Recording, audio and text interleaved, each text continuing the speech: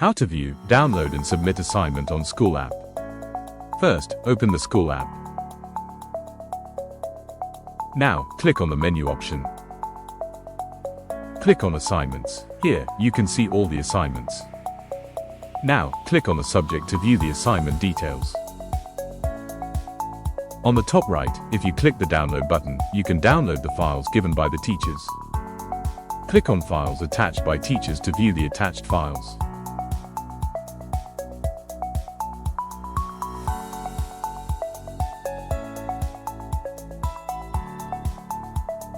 To submit the assignment, you have three options. You can directly capture an image using the camera.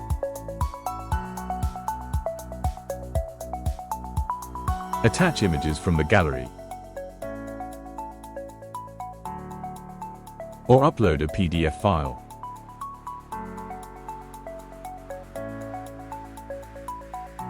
After attaching the file, you can add a description.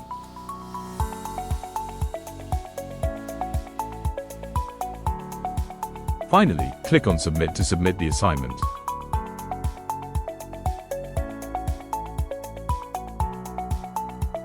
After submitting the assignment, you can later check whether it has been approved by your teacher or not.